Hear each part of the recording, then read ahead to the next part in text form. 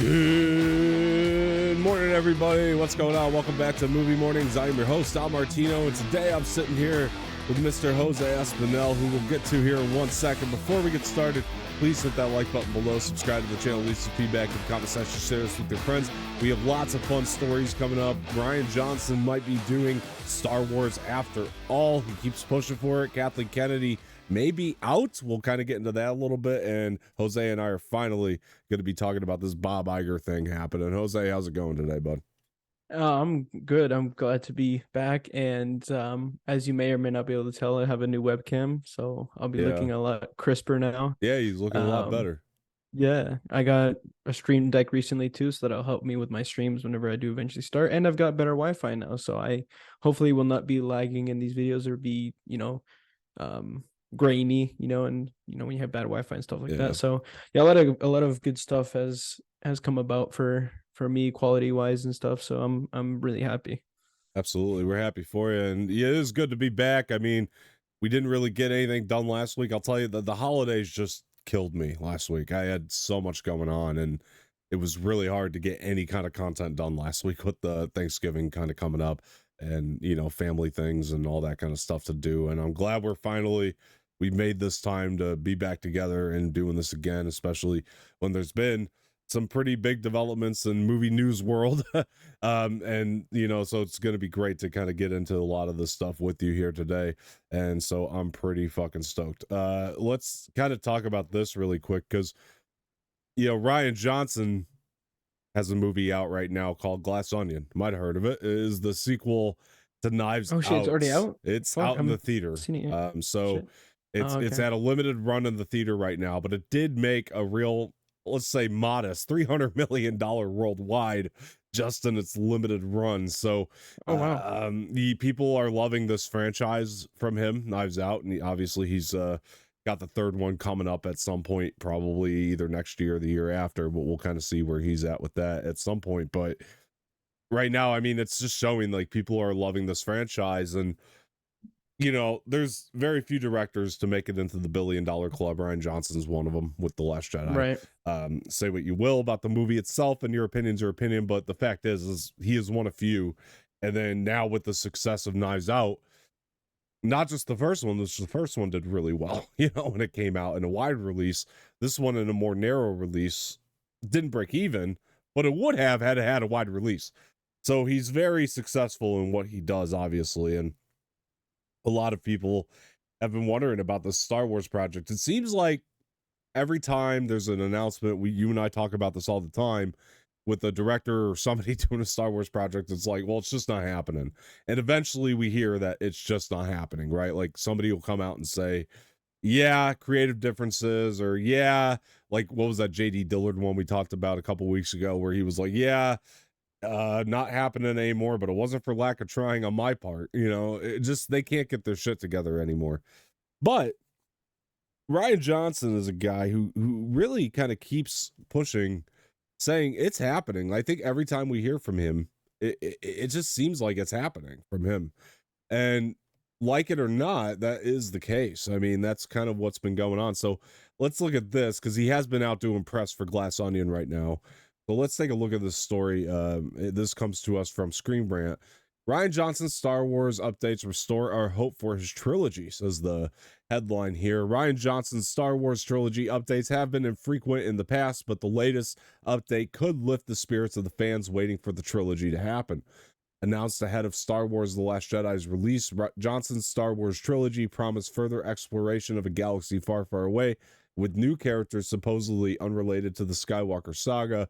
Considering how successful and/or Season 1's departure from the Jedi and the Sith's matters proved to be among critics and audiences alike, the innovative trilogy from someone like Johnson could just be what the Star Wars film's future needs, especially from someone who has already proven to be able to innovate Star Wars.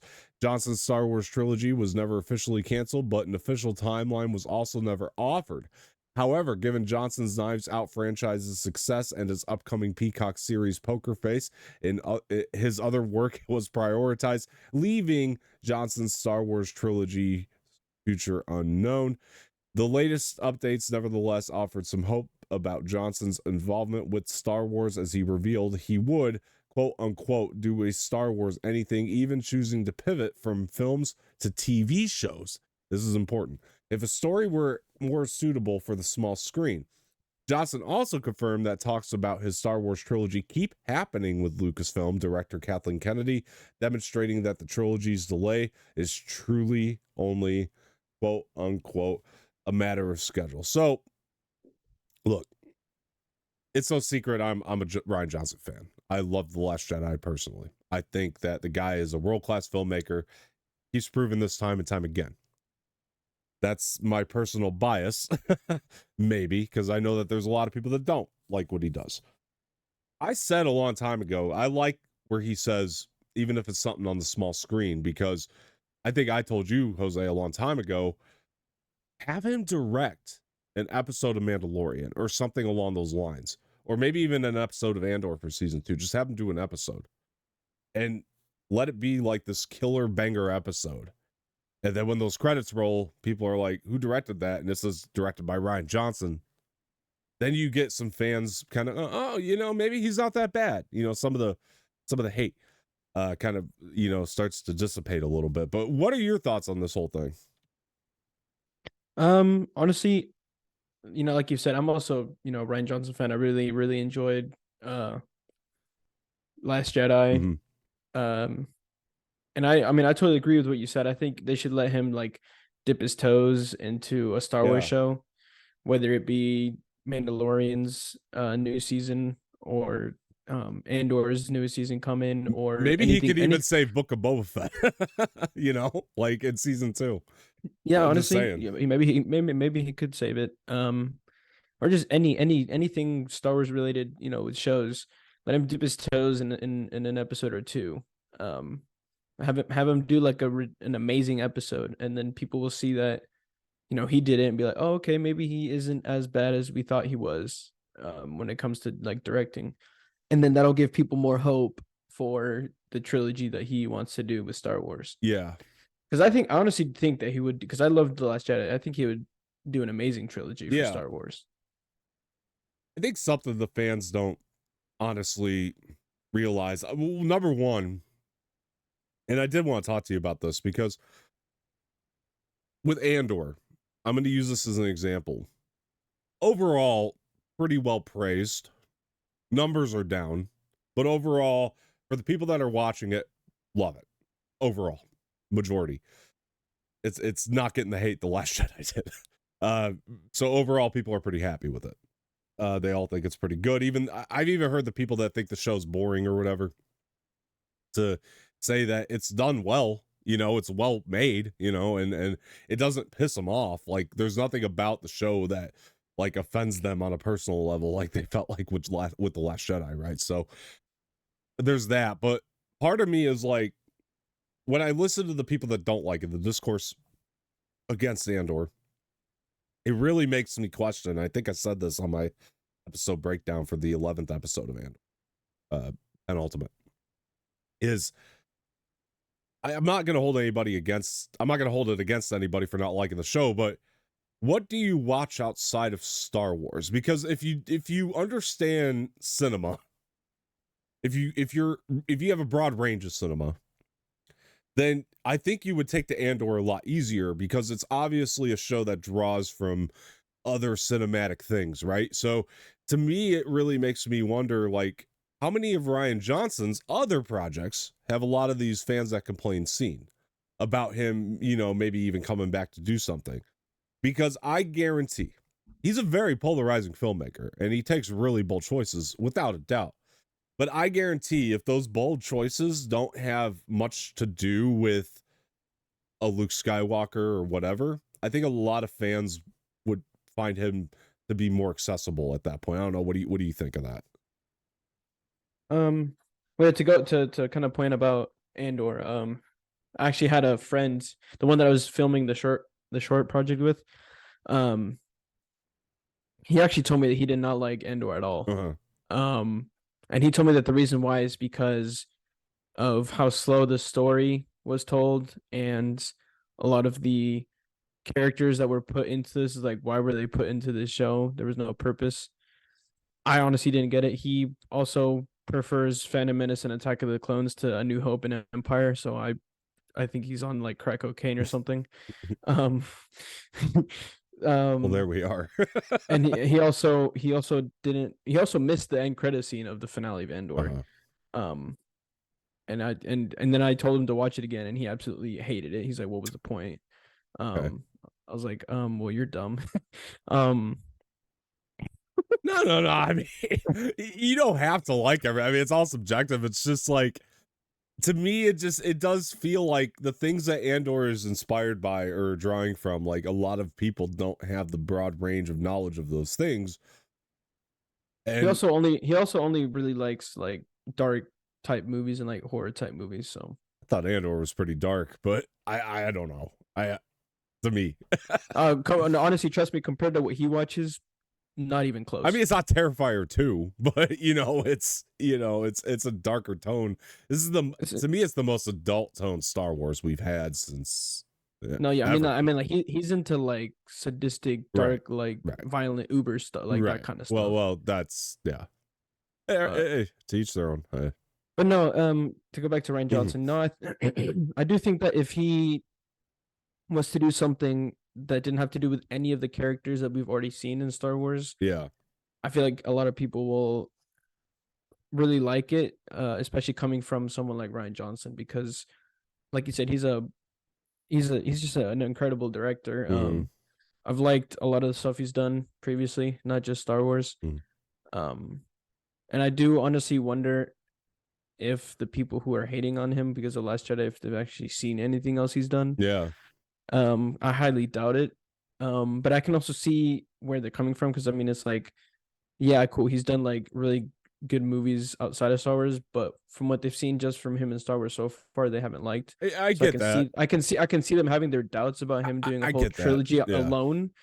But I think what he needs to do is start small with like an episode or two from a show, really show what he can do with I mean, again, those are characters we've already seen in Star Wars. Yeah. But I think it would kind of, and if they're really, really good episodes, well done episodes, it'll give them more confidence in him doing a whole trilogy. Yeah, everybody's different. It's a person to person thing. I mean, because I know people that didn't like The Last Jedi love Knives Out. You know what I mean? Like, they think that he does best when he's just dealing with his own original stuff, and like he does really thrive in that. And that's why I think Last Jedi definitely, there's a discourse against it, because it's a Rian Johnson movie, like, without a doubt. Like, it's more Rian Johnson than it is Star Wars to me. Even though I think that's why a lot of people didn't really like that's why there's discourse against it, and I can kind of see the same thing with Andor. It's a little bit more Tony Gilroy than it is Star Wars, although again, overall majority people are really loving Andor, and I think a lot of that reason too is because it is a show where it got to build, and given Rian Johnson the same opportunity to do something like that, I think he could really kind of build out something really amazing. Yeah, I feel like what he should do, like what Tony Gilroy has kind of done, where like he started off with a movie and then kind of turned it into a series and kind of maybe do like a prequel to his movies. Well, maybe he could spin off Broom Boy. I don't know. I mean, just because it's already planted in there, and kind of the same thing like Gilroy did with Rogue One. He planted some seeds in there. He planted Cassian in that movie and spun it off, and Mon Mothma and all that kind of stuff, and Saw Gerrera spun it off into a show. It's just an idea, because it's something that he had planted, and I know that Rian, like, when he first talked about doing this trilogy or whatever he was going to do, at first it was a trilogy. I know that at that time, it was more or less like he wants to get the hell away from the Skywalker. He wants to go somewhere we haven't seen, and I think that would be the best place for him to operate. He wants to go west of Westeros. Yeah. If I could throw out my personal theory about what's going to happen with Star Wars in general, Kathleen Kennedy or no Kathleen Kennedy, which we'll talk about that here in a minute too. I think that right now everything is so polarizing because everything is being done by different creators in general. So like Tony Gilroy, he's great. He's awesome. He made my personal favorite Star Wars Disney's done. But he operates very differently than Filoni and Favreau, right? And the same way that Filoni and Favreau operate very differently than Rian Johnson, and the same way that Rian Johnson operates very differently than J.J. Abrams. So I think we're getting a lot of different projects that are very different from different creators. And I think the more variety we begin to have with Leslie Headland with Acolyte, I guarantee she operates very differently than everybody else that's come before her. So I think the more we get in terms of a variety of projects and different creative people on top of them and them all kind of having different tones, I think the more we're going to start to become used to that idea of Star Wars having these different sort of creative tones in their projects and things. And I think eventually it's going to feel normal, you know? And I think what they should have done for this this trilogy that we got, they should have just stuck to one director. Oh, I agree. Yeah, they shouldn't have done two different directors, because like you said, they all have their different tones. So I feel like they should have just stuck to one person. One person only. I think you only have two options to keep the trilogy consistent. It was either JJ does the whole thing, Rian does the whole thing, you know, one director does the whole thing, or the other way to do that, to me, and I think we have very good, clear-cut, tangible evidence of this, is have a different director do each one. Don't have JJ come back and just, you know, try to bring it back to his that was the original plan, was to have Colin Trevorrow direct the third one, but then Kathleen was like, nah, you know what, fuck you, you did a horrible movie, I'm good. Well, look at George, and while George had a very clear-cut idea of where he wanted to go, he had different creators for each of his movies, you know, like with the original trilogy anyway. Yeah, because 5 was Irvin Kershner, and then Richard Marquand for 6. Right. So he still had different creators, and I could actually, when I watched the original trilogy, I still feel creative differences between the three, but it still feels like it's all happening in the consistent world. I was about to say, yeah, no, I definitely, that's why it's my favorite trilogy, because there are different, you can tell there's different tones and creative differences in each one, but at the same time, it all flows as like one continuous story from 4 to 6. Exactly. Yeah, and this new trilogy, I do feel like the revert back to J.J. Abrams. Nothing against J.J. Abrams, but the revert back to J.J. is kind of what killed it, you know, is kind of what killed the consistency. I think you need to have a guy who's willing to go up that next step if you're going to go that model of having. And Trevorrow was that guy too, because that script that he wrote, I agree. Oh my goodness, man, that was like levels above. I don't use this term frequently, but that script fucked. I mean, let's. It 100%. It over and like 12-inch dildo fucked the hell out of Star Wars, bro. Jesus Christ. Yeah. Golf Trevorrow and his dildos. Yeah. No, it was awesome, man. It was awesome. It really, honestly, man. For any of you guys who haven't read it, you guys probably go out there and find it and read it, man, because it's out there for you to read. It's on. You find it on all over Reddit. Yeah. It's an amazing read. Thank you, Robert Meyer Burnett. Did you ever know that Robert Meyer Burnett actually broke that script? Like, he was the one that got his, from John Campia's show. Yeah, he's the one that actually got his hands on it first and put it out there. Yeah, so thank you very much. I appreciate him for that. I always will. Yeah, he's the guy. Robert's connected, man. He read like Secret Invasion already. So he knows the scripts. He says it's amazing. Oh shit. So, yeah. So damn.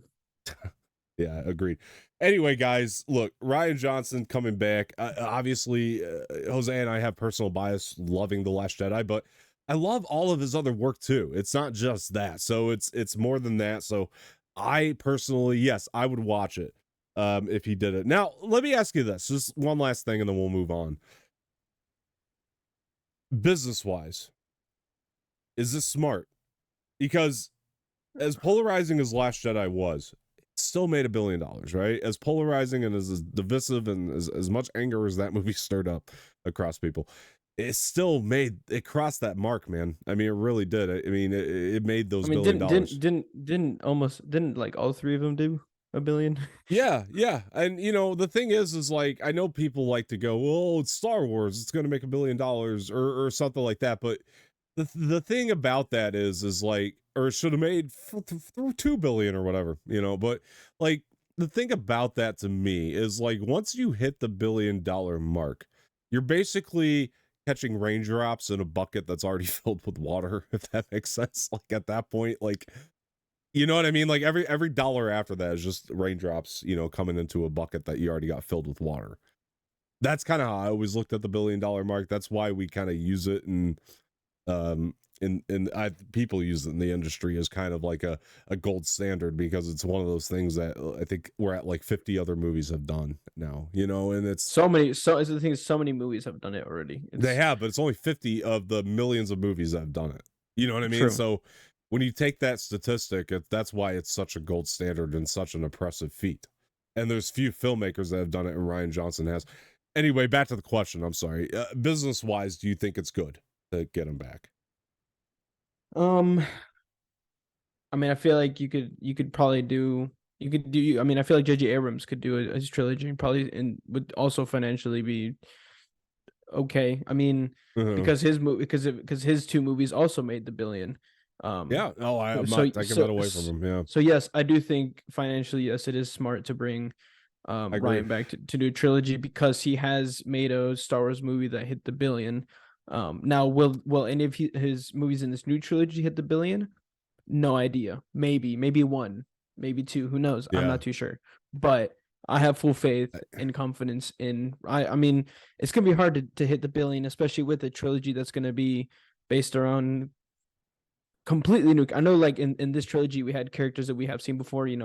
Princess Leia, Han Solo, Luke. Yeah. And all these other characters that we had already seen before. So this is gonna be a trilogy with completely new characters.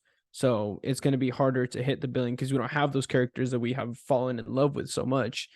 But I do think that they will make the money that whatever the budget is, they will definitely make that back in box office for sure. They might not hit the billion, but it'll make money. Yes, I do think so. Listen, I'm going to say something here. And look, Rian Johnson makes a Star Wars movie, I'm there day one. If J.J. Abrams makes a Star Wars movie, I'm there day one. If Carrot Top makes a Star Wars movie, I'm there day one. I love Star Wars, and I'm gonna go see it. And Rian Johnson would have me more excited. If Colin Trevorrow comes and makes a Star Wars movie, I'm there day one, bro. I want to see exactly. I want to see a Colin Trevorrow Star Wars movie. Exactly. And but if Rian Johnson makes one, I'd definitely be more excited than I would for most of the projects. So personally, that would be where I'm at. To bring him in right now, I don't think works. This is like kind of where maybe that sounds contradictory, but it's not. It's like when I look at it from the business perspective, I don't personally think you bring him in right now. It's not that the movie wouldn't make money. It'd be a gamble. I guess is my point. I think it's too much of a gamble right now. But yeah, I feel like we have too many projects coming with characters that we have already seen, that to release a trilogy with characters we haven't seen. Yeah. It's gonna be one of those things where, like, why are you releasing this right now when we still have so many projects coming of characters that we've seen before? We don't want to see this right now. Wait a couple years once all these projects of characters that we've seen already come out. Wait for after then to then either start working on it or release. And luckily it's not going to happen right now because he's got Knives Out 3 in the works. He's working on that TV show that he's got, Poker Face, coming out on Netflix. No idea what that's about, by the way, but I'm interested in it just because he's attached. Gambling, right? It's about Lucasfilm trying to release a Rian Johnson movie at the moment, but no, look, man, it's like honestly though, he's not going to do it right now anyway. But it goes back into my thing, like, have him direct one of these television episodes. Start there. Get some fans warming up to him a little bit. Maybe have him do like 2, 3, 4 across maybe different shows. And his Breaking Bad episodes, if you look at the resume, he made some of the most killer Breaking Bad episodes there are. So the guy can do it. It's not a matter of that. And I think people would warm up to him a little bit more. The Star Wars fans would start to go, oh yeah, he's not that bad.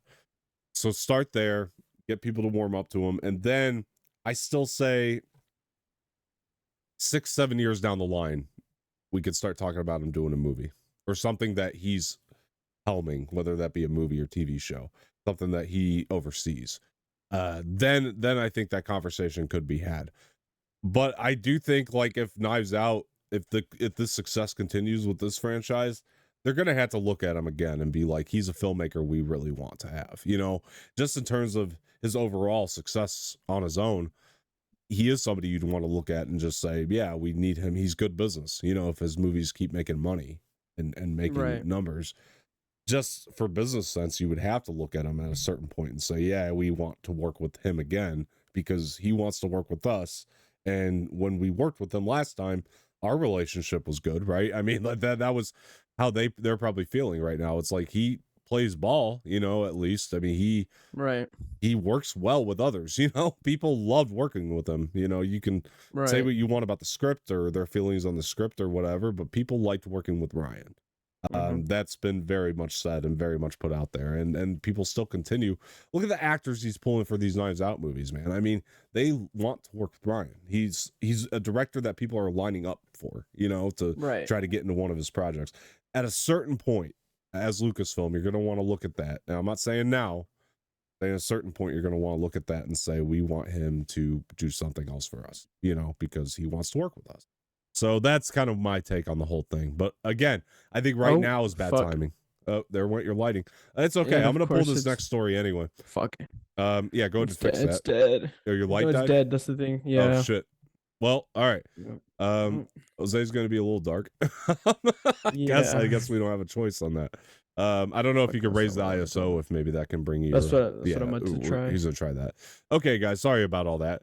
Let's take a look here at this next story. So, look, man, as we know, Bob Iger is back at Disney, and one of the first things that I had said when he came back at Disney is like, well, Kathleen Kennedy, she's safe now because Bob Iger and Kathleen Kennedy they're buddies. He's always been a Kathleen Kennedy ally.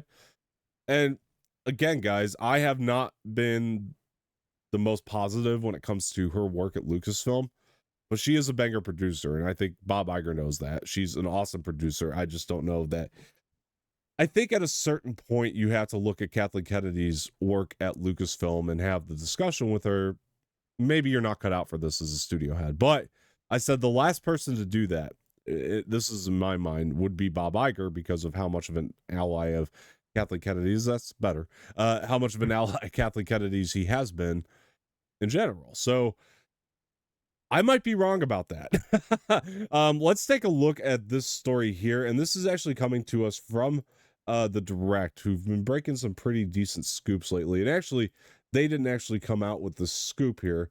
But let's take a look at this article anyway, and we'll kind of get into the details. So they are classifying this as a rumor. So I want to be very clear about that they're still classifying it as a rumor. I will as well. But they do say Disney plans to remove Star Wars boss Kathleen Kennedy rumor. All right. So after 10 years in the position, Kathleen Kennedy's reign at Lucasfilm is rumored to be coming to an end at 2023. Kathleen Kennedy has been president of Lucasfilm since 2012. That's like 10 years now, guys. That's pretty impressive. Since 2012, when George Lucas sold his company to Disney for $4.5 billion during her time as president, Lucasfilm has produced 5 live-action Star Wars films and began a new television era for the galaxy far, far away on Disney+. A decade into Disney owning Star Wars, and fans have had a mixed reception of this generation of the franchise. Many are critical of how the sequel trilogy turned out after a divisive sequel in The Last Jedi and a generally disappointing finale with The Rise of Skywalker. A lot of money, though. However, there have been many high points, including Rogue One, The Mandalorian, and its latest series, Andor.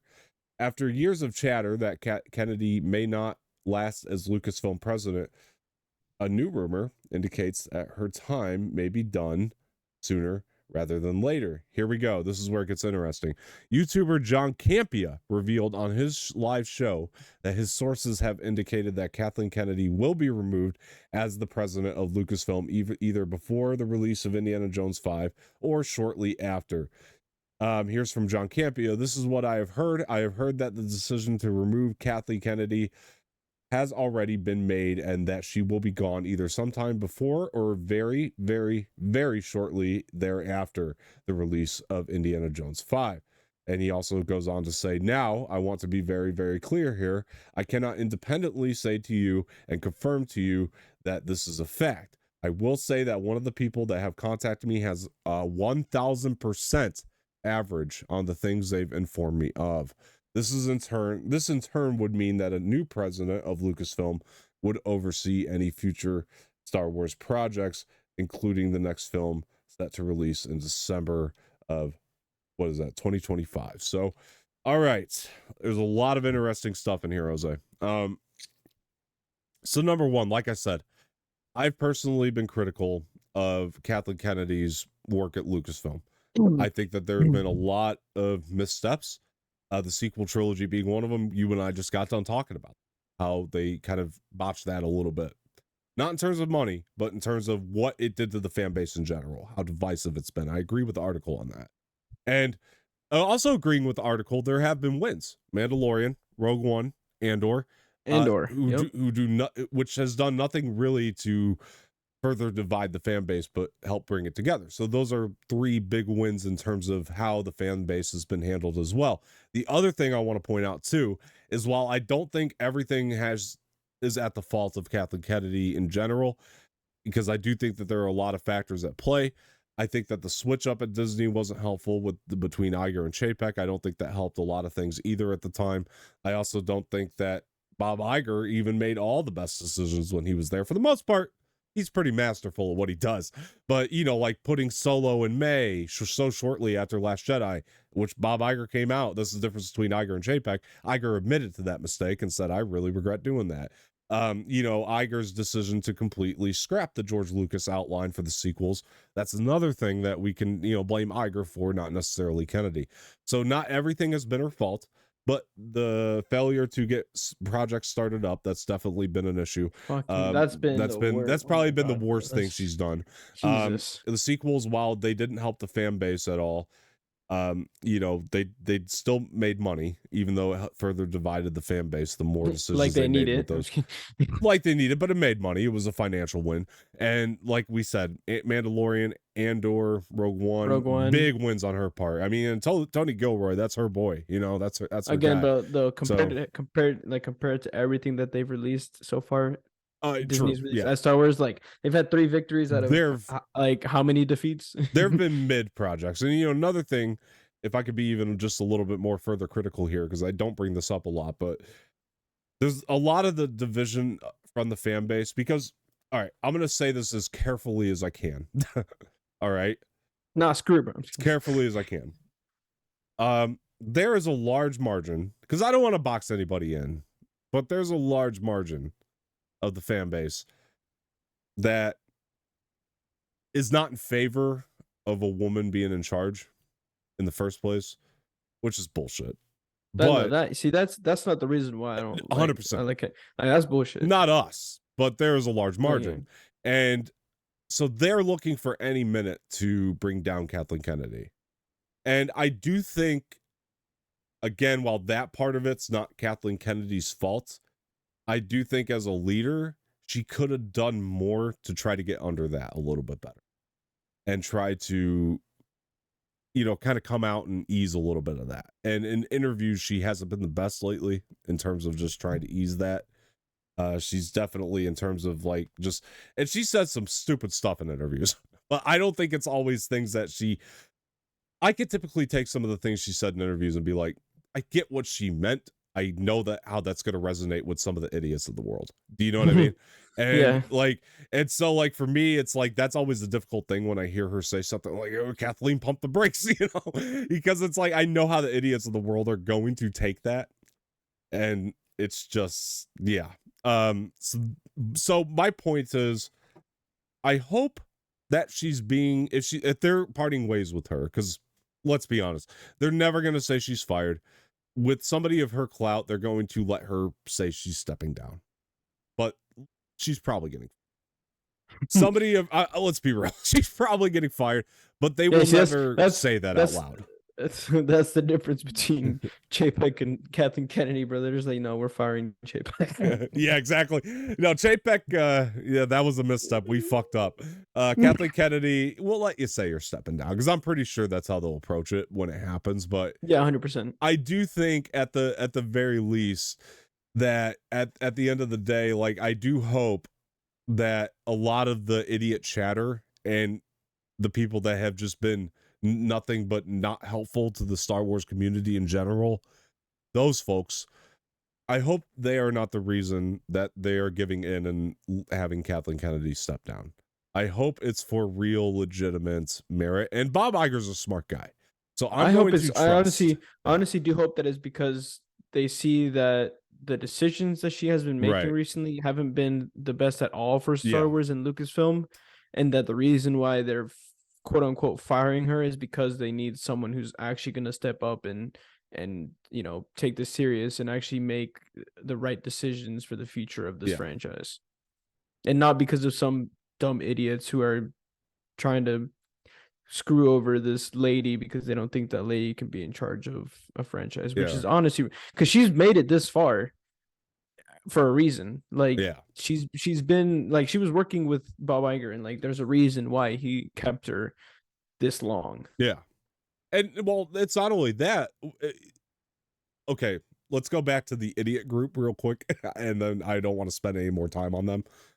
Yeah, let's not waste our breath. But the idiot group, they're the ones that clamor for George Lucas to come back, you know what I mean, and stuff. And a lot of them he's never coming back. And a lot of them believe that that's actually happening, but they clamor for George Lucas. We're George defenders.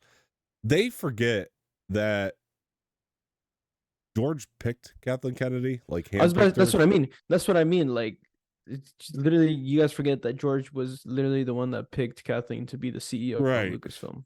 So you forget that. Let's not, let's not defend George Lucas entirely, because he is the one that handpicked her. And George Lucas and Bob Iger were such good friends that he respected that decision, which is a lot of why I think he's been a Kennedy ally this whole time. Is because that trio, by the way, was ridiculous. Iger, George, and Kennedy. Right? Like, that should be the dream team of movies.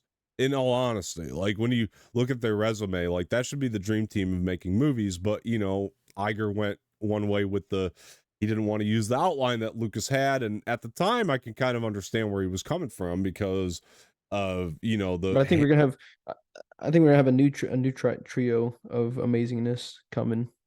Well, look, we do have to classify this right now as rumor at the moment, because it's not coming from any big trade, but we do know where this is all coming from. And it sounds pretty legit to me. What do you think? I mean, what are the odds that this actually happens? What do you think? 100%. Yeah, I think that 100%, without a shadow of a doubt, 100%. This is gonna happen. Honestly, I think it's like George Lucas, it's come to a point where she just needs to just step down and kind of just take a break from all this, just enjoy life, and she's had her run, she's had a good very long time being the CEO of Lucasfilm, but I think it's just her time right now to just step down and enjoy life. You don't need the pressures of being the CEO of a business anymore. You can just take your leave money and just enjoy beaches like George Lucas is right now, with margaritas and sexy women. She could either do that or sexy men in your case. Either that or, I mean, I still think there's plenty of room for her in the industry as a whole. I don't think that she could just be a producer. Yeah. Like she could just step down and be a producer of Lucasfilm or a producer of Star Wars. Like, and if she wants, she can do either of those two. I just feel like that she's going to want to step down and just take a break from everything in general, just because, even if she does step down and do something smaller for the franchise, I feel like people are still not going to be too happy about it. No, but I feel like that she's just going to want to step down and just take a break from everything for some years. Yeah, and I hope she does, and she's happy with that. But as far as I know, she's a very nice lady. I don't know her, but I also feel like this quote unquote firing is more of a mutual thing. Feel like she was also it had to be a discussion in part with that decision of her stepping down and taking a break from this, because there's no way that this was just a one-sided all right, I'm a fire you, you're gone. This was definitely this wasn't a Chapek situation. This was they all sat down, had this conversation, and they both had a mutual agreement on wanting her to step down. Well, it sounds more like this is an Iger decision, and that it was probably a discussion. I do agree with between Iger and Kennedy. Yeah. Well, we know like the first thing he did when he got into, which we'll talk about this in a little bit. Like one of the first things he did when he got into, we'll call it office. When he got into office, is fire like Chapek's number 2 guy, that banker that he hired for whatever reason, because he got in there and was like, I mean, you're a nice guy, but we don't really have room for a banker in the movie industry right now, so we're gonna let you go. So he did start. He probably fired everyone that worked for JPEG. I think he did, but I really do actually. I wouldn't doubt if he fired every single person that worked for JPEG. I'm actually pretty sure he did, but like, so one of the first things he did was clean house. So I wouldn't be surprised if he sat Kathleen Kennedy down and said, you know what? Because like I said very generously earlier on, there is a time you have to have a discussion, say maybe you're not cut out for this. Like, you're an awesome producer and you'll have our, we'll give you a good reference, but you're not cut out to be a studio head of Lucasfilm at the very least. And I think that discussion had to be. Yeah, I feel like, I was gonna say, she can definitely be a producer for like any other studio or any other franchise. Yeah. I feel like for this Lucasfilm Star Wars franchise right now, like she started off, when she started with George, and like up until now she was doing phenomenal. I just feel like, times are changing and this franchise has changed as a whole. It's true. I just feel like she doesn't quite get this era of Lucasfilm and stuff, and I just feel like she could probably produce for other studios and other franchises. Go work with Spielberg again. He's doing original stuff now, For this one, I just feel like she's just not with it and doesn't really quite understand it. I agree with you. I think the same thing. I think that's been a major issue, and I think that on the other side of that, it's like, I also feel that she probably wasn't prepared for the shitstorm of a fan base we have right now either, and like, it just hasn't helped causes, and you need somebody who can really find a good way to maneuver, relate to all the fans right now, and try to figure out like, and that's what's going to make everybody happy as best they can. But that's the thing, is you're not going to please everyone. You're not. That's the thing. You never are. And that's where we need someone who's going to be able to put something out for different things for all these different audiences, because everyone likes different things. Yeah. So we need someone who's going to know what every single fan likes and put that stuff out. And also someone who's going to be able to take the hate from these quote unquote idiot fans and just kind of just brush it off and be like, you know what, you're not worth it to me. I'm not gonna let this bother me, or I'm not gonna let this bring me down or make me want to quit. You know what I mean? Yeah. So rather than ignoring, which I feel like Kathleen Kennedy, that's been her method, she kind of ignores the fact that there's an overwhelming toxicity really in the fan base. She's just brushing it off and acting like it's not there, where we need someone to acknowledge it and do something about it, put something out that those fans would enjoy. The large margin of idiots to get them back on your side, liking you again. Yeah, like the large margin of idiots. I mean, they need to be called. They need to be called out. Like, somebody needs to come out, make a statement, say, look, this is what we're doing with Star Wars. We're not going to tolerate this chatter. You know what I mean? Like we're not going to tolerate the noise. We hope you like what we're doing. We understand we're not going to please everybody. That's one thing George did really, really well, by the way, is, while I don't like Phantom Menace or Attack of the Clones, when all that shitstorm was coming out about those two movies, he did really, really well in at least putting out a statement and saying, you're never going to please everybody. That was one thing he did really well in his reign. He knew how to at least like get under it a little bit better and like start to like, hopefully dissipate some of this poor chatter that happens, I think, a little bit. Like he figured it out, and obviously got so bad to the point where he had to sell it, but on the same hand, it was also like, at least he tried. Like, I don't see a lot of people trying in Lucasfilm. I think that they've been very... My guy tried with 6 movies. Yeah, I know. And I think that Lucasfilm is very reactionary and not in the good way. Anytime they tried to get under this, hey, it's always kind of been fought with more hate. And I don't think that's the way to go about it. I mean, Paycheck definitely didn't help that. Yeah, no. My guy, he was just fighting fire with fire. Like, people have been critical on the way that they've handled certain toxic fan groups, and I think you need to call out the toxic chatter, but you gotta be better about it. Yeah. It's also, we're in different times. Back then when George was head, it was different to now. So it's definitely a lot harder to do said controlling of idiot fans. I agree. Also, fans now are actually a lot more... Well, actually, no, I don't want to get canceled, but I mean, they're just a lot worse now than they were then. I mean, they go for anything these days. I mean, any little thing that they can hate on, they'll hate on. I feel like back then they would hate like they would hate on actual like things in the movies, whereas now they'll just we didn't have nitpick Twitter back then either. We didn't have the that's internet. that's what I mean. It's different times. Like people nowadays just hate on whatever the hell they can hate on. Yeah, and I think that, you know, Kathleen Kennedy, in her defense at least, I mean, she definitely comes from that old school way of filmmaking, right? Like to where it was just you did things differently, and she has that old school approach too of like, you know, oh, that person's real hot right now, we got to get them in right now, you know, to make a Star Wars movie. And that's been another big issue, because that's just not how, the business is so quickly moving right now that anybody could, you know, get attached to something else at any point in time, like we've seen with like DB and Weiss or whatever, you know, like it doesn't matter. Like a lot of other these filmmakers that she figured that she had to hire because of their great resume right now, they already got other shit going on because they're getting deals left and right, you know what I mean? And at this point in the business,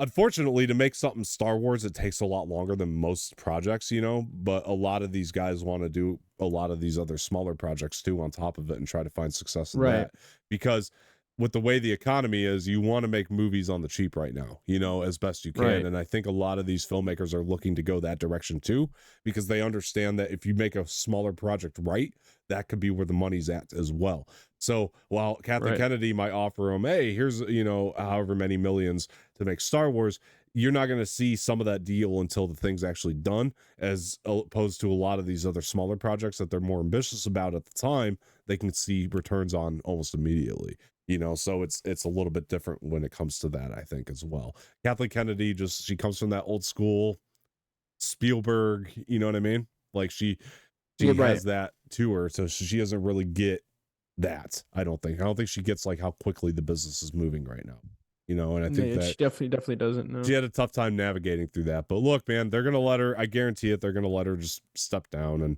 and that'll be the end of that. So for sure, yeah. Oh, Kathleen. How many of her employees do you think say that to her, like, per day? Do they just have to like go, oh, Kathleen, you know, like probably every day, every minute, probably. Yeah, like fucking Dave Filoni is just like, oh, okay. He talks a little bit like George to me, right? He's just a little bit, yeah. Yeah. I feel like he hung out with George so long that he just ended up like speaking like him. Oh, Kathleen. Oh, okay. George says that at home right now. He's just, oh, okay. No, he's probably not even worrying about them. He's relaxing and enjoying life. Yeah, he's probably spending 80% of his day on the shitter with his phone, just like not even reading movie news anymore. He's probably typing up like Star Wars fanfics now. Like he doesn't have to even like go into like watch these new movies. He just has his own ideas that are on his phone, and he just sees it in his mind. He just doesn't even care at this point. He's literally just pulling up fucking Kylo and Rey fanfic, bro. Too many old Kathleens, man. Too many old Kathleens for him. He had to step away. Who's the producer guy? Her husband, Gary Marshall, I think. Yeah, Gary Marshall. Frank Marshall. No, she's married to Frank Marshall. Yeah, he's probably like, oh, Kathleen. That's probably his old Kathleen right there. He doesn't do it like the. It's more of a sexy one. It's more of a sexy one. Oh, Kathleen. All right, let's get to the story. We went off on a tangent. All right, guys, look. So our next story, we were kind of talking about Bob Iger a little bit right there, but we're gonna get into it even further. Mr. Paycheck, Mr. Paycheck, and all this other stuff. Because while I did put out a video on the channel about this, Jose and I have definitely not been able to discuss this much together. I mean, I did call you immediately out of excitement when this happened, but this has to be probably the biggest news we've done on this show. I kind of put my story to shit.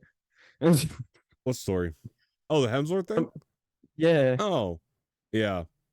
Well, that's interesting because I read through it and it doesn't sound like he's quitting acting. It just sounds like he's they've put out a new article and he's actually like, well, I guess he's like, he's gonna be taking a long break from acting. Taking a break. It's a very long one though, because but he did Horowitz's podcast. He's still doing Thor 5 and all that stuff. To end work for good, obviously. He'll probably pass it on to the girl, right? That's what I mean. He's gonna this is gonna be like the end of the Thor we know and love. Yeah. Yeah, well, that story's shit. So, no, I'm kidding. Hey, yeah, honestly, man. No, I'm kidding. Apparently, I saw a YouTube video. According to this doctor, he's like a really famous doctor on YouTube. According to him, Hemsworth was lying. He's actually not going to get Alzheimer's because the chances of him getting it is like very, very, very Well, soon. I just want the guy to be happy and healthy. Whatever he's got to do, I'm good with it. If he's got to take time and spend it with his family, then shit, do it, man, because you're a decorated actor. Absolutely, man. No, I'm good with that. I mean, whatever he's got to do, I'll take it. Look, guys. So we do have, this is the biggest story I think we've ever done on this show, honestly, in general. But let's talk about it. All right. So it's also the biggest story I think we've ever seen in like a very long time. A very long time. We have famously not been the biggest fans of Bob Chapek. We've not been his biggest fans of Paycheck.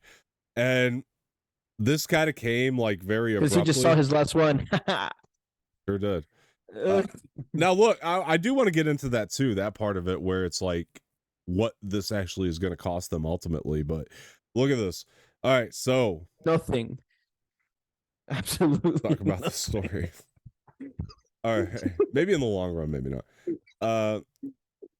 Definitely not. This dude, fuck this dude. All right, Bob Iger returns as CEO effective immediately. This does come from NBC News.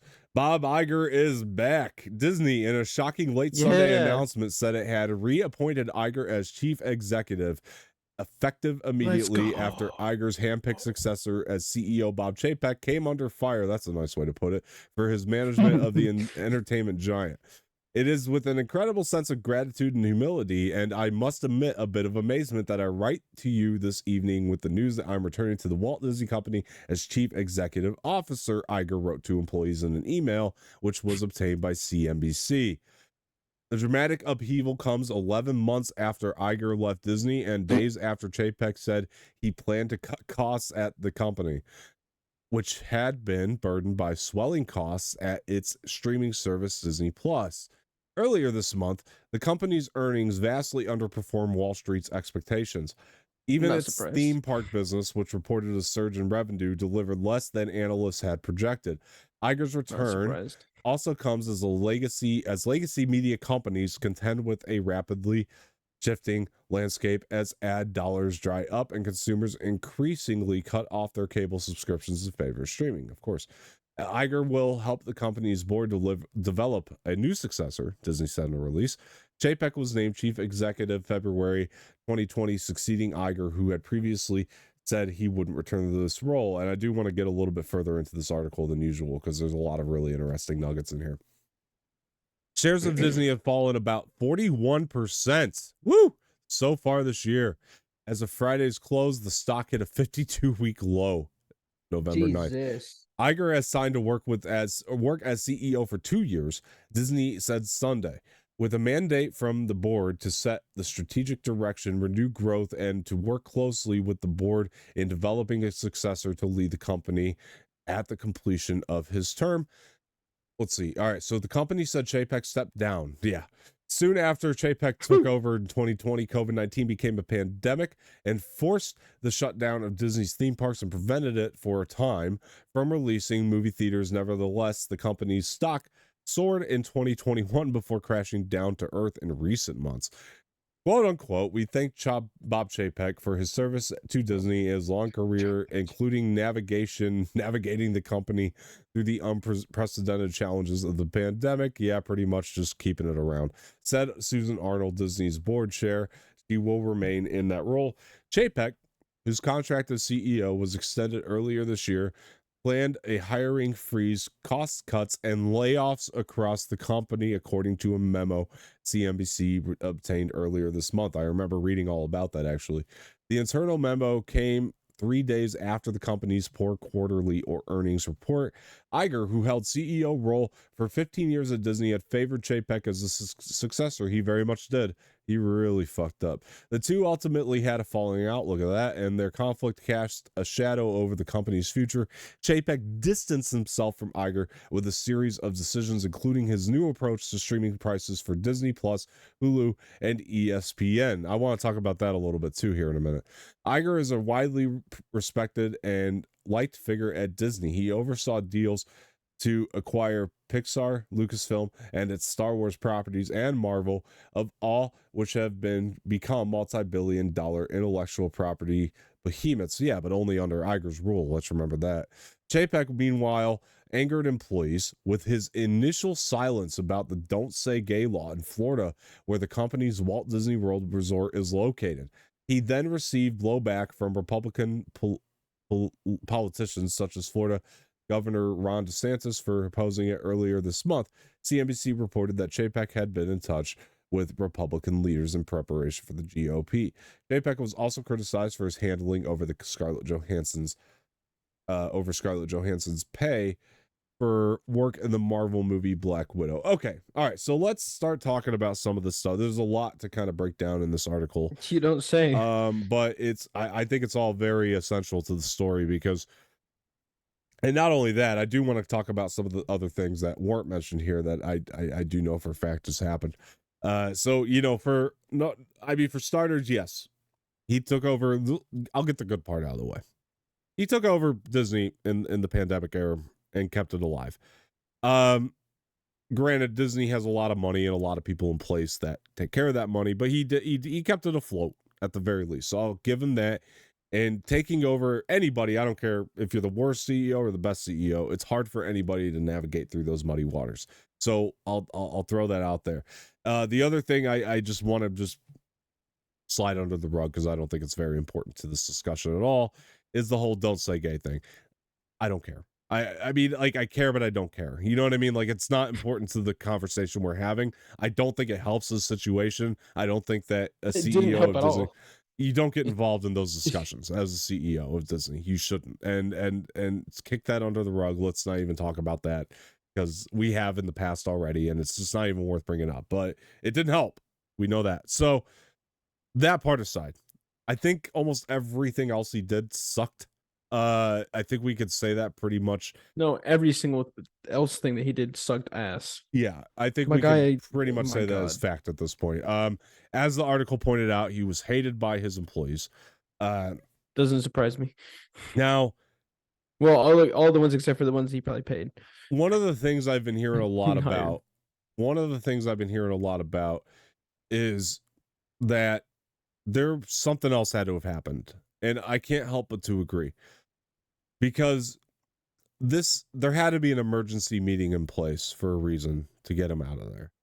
I think there had to be a move that he was going to make that really just set them over the top and said, you know what, we're done. And I've heard, now this I can't confirm. I heard that Kevin Feige actually went to the board and got this done. I don't know that for a fact, but I have heard that. How true that is, again, I don't know. Well, he is part of Disney. Is it plausible? Yeah, but I don't know how true it is. However, I wouldn't be surprised. What we do know is they had to make this move in such a way. They had to wait. Apparently, things were so bad that they had to do this behind his back. Make sure he was completely out of the office. When he'd gotten this news, Disney had done that big live stream Elton John thing. I still haven't watched that, by the way. I love Elton. But they did this. I saw that's on Disney Plus now. Yeah, big live stream Elton John thing. Bob Chapek was supposed to introduce Elton John. He didn't. You know why? It was Iger. Nobody did. But you know why? Oh, because he just got on the news. Well, yeah, he was at the venue when he received this news and said, "All right, I'm out," and left. So I don't know if he might have thrown a couple chairs or something too on the way out. I don't know. But they had to do this punch the security guard like this. The email came out while all these Disney executives were at this venue watching Elton John. And everybody found out like in unison. And this was all done. That must have been hell embarrassing for Paycheck. They did him dirty. But no, he deserves it, bro. What you mean? There's a question, and this is why I think we don't have all the details yet. There's a question of, like, how far did it go for them to have had to have played it like this? You know what I mean? Like, how far did it have to get for them to have done them like this? Because it had to go pretty far. Now he probably would have had people go in there and like vote for him to stay. That's probably how far he probably was paying people, bro. So like, you know what? We're gonna have to have a meeting in silence. We talked without paycheck. Exactly, but we talked about, it mentioned it in the article. He was getting ready to do layoffs across the company to try to save money. And if Kevin Feige is the guy that got this done, was he gonna lay off Kevin Feige? Was that part of it? And if that's, probably, that honestly makes sense now that you say that. If that's the case, that means that Kevin Feige went out of his way, probably went to Bob Iger's house in the middle of the night and was like, look, Bob, it's getting real bad. Yeah, exactly. I'm about to lose my job because this moron doesn't know a fucking thing about movies. If we can get it done with the board, will you come back? That's how bad it had to get. That could just be only how I predict the situation. I'm playing that in my head right now. Yeah, I know. It makes sense. Honestly. It makes sense. It does make a lot of, like, I feel like Paycheck was about to run this company into the like deepest of the mud, like so far down into the ground that like you couldn't bring it back up. Yeah.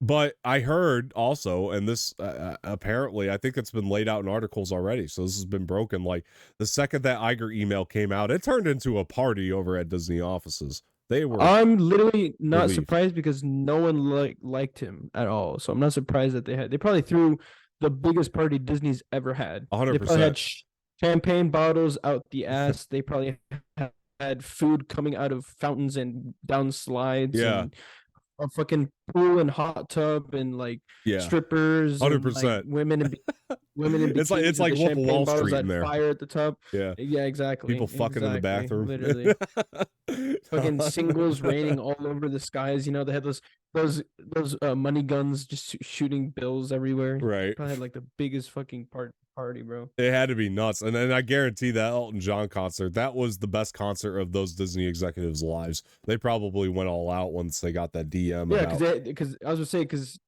was gonna say they finally had a concert that didn't have Paycheck at it. Yeah. I mean, we've said a lot about this already, but everything being said here, Jose, I mean, what do you think of this whole thing? I'm so excited and glad and happy that this has finally happened because I don't have to say that dude's name ever again in my life and don't have to waste my breath on him. He's a dickhead and I mean, respect, he's a human being at the end of the day, and this is all, kind of jokes, but like